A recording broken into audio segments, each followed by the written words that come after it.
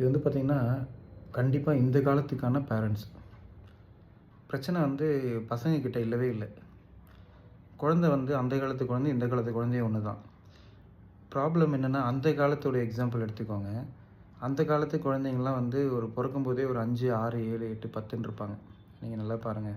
யாருமே ஒரு குழந்தைன்றது very rare. அப்படி அத்தனை குழந்தை பொறக்கும்போது அவங்களுக்கு வந்து எல்லாருக்கும் வந்து ஊட்டி விட்டுட்டு, இன்னர் வேர் போட்டு விட்டுட்டு, குளிப்பாட்டி விட்டுட்டு டெய்லி எல்லாம் கிடையாது. அவங்களே அடிபட்டு தான் பொறந்ததுலேருந்து காலேஜ், ஸ்கூல் வரைக்குமே 90ஸ் கிட்டு, 80ஸ் கிட்ஸ்லாம் வந்து கேட்டு பாருங்க. அவங்க பொறந்ததுலேருந்து அவங்க காலேஜ் போகிற வரைக்கும் எவ்வளோ கஷ்டப்பட்டு படிச்சிருப்பாங்கன்னு. அதே தான் அவங்க ப்ராக்டிஸாக ஒர்க் பிளேஸ்லேயும் எடுத்து போவாங்க. இன்றைக்கி என்ன பிரச்சனை தெரியுங்களா? நீங்கள் குழந்தைகள வந்து நான் ரொம்ப பாதுகாத்து வளர்க்குறேன். மிஸ்ஸு திட்டினா, ஐயோ! இப்போ அந்த காலத்தில் ஸ்கூல்லலாம் பின்னி எடுப்பாங்க. கையெல்லாம் அப்படியே வந்து பார்க்கும்போது தப்பாக மார்க் எடுத்து சரியாக படிக்கலைன்னா, நானே மேக்ஸ் டார்கெட்லாம் நிறைய அடி வாங்கியிருப்பேன். கையெல்லாம் செவந்து போய் அதை வீட்டில் சொல்ல முடியாது. நம்ம ஒழுங்காக படித்தா தானே அந்த காலத்தில். ஆனால் இன்றைக்கி ஒன்றுமே இல்லை. சும்மா ஒரு கேள்வி கேட்டிருப்பாங்க. அழுதுட்டு வந்துட்டு கம்ப்ளைண்ட் பண்ணுவான்.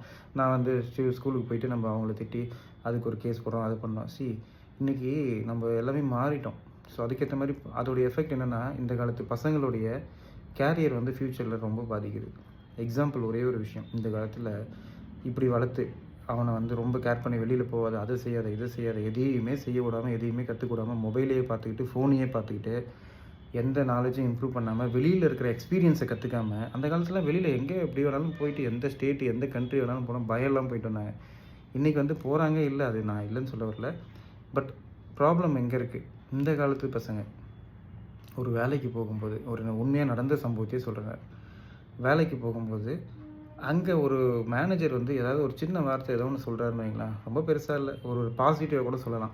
நீ போகும்போது எல்லோரும் கூட இன்ட்ராக்ட் பண்ணணும்ப்பா, உன் பேர் எல்லாருக்கும் தெரியணும்ப்பா, அதனால் நீ லீவில் போகிற, என்னுடைய பேர் இதுதான், நான் லீவில் போகிறேன், புதுசாக வந்திருக்கேன், நான் இப்போ தான் இந்த டிபார்ட்மெண்ட் ஜாயின் பண்ணியிருக்கேன், நாளைக்கு லீவு, டே ஆஃப்டர் டுமாரோ பார்க்கலாம். இப்படி சொல்லிட்டு போக சொன்னதை வீட்டில் போயிட்டு அவன் கன்வெர்ட் பண்ணுறது, எதாக இருந்தாலும் நீ அப்பா அம்மா கிட்ட சொல்லிடணும்ப்பா அப்படின்னு அவங்க சொல்ல, இவர் வந்து எங்கள் மேனேஜர் சொன்னார், நான் ஒரு வருஷமாக வீட்டில் கேமே விளையாடிட்டு இருந்தேன்ல, திடீர்னு போகிறேன், அவர் சொன்னது எனக்கு ஒரு மாதிரி இருந்தது. என்ன சொன்னார்னா, நீ எல்லாருக்கிட்டையும் போயிட்டு இண்டிவிஜுவலாக நான் வந்து லீவுன்னு சொல்லிட்டு போக சொன்னேன், எனக்கு ஒரு மாதிரி ஷை ஆகிடுச்சு. அப்படியே சொன்னார் அவர். அப்படிப்பட்ட வேலை நமக்கு தேவையே இல்லைப்பா, நீ வந்து போகாதப்பா, தட்ஸ் இட் ஓவர்.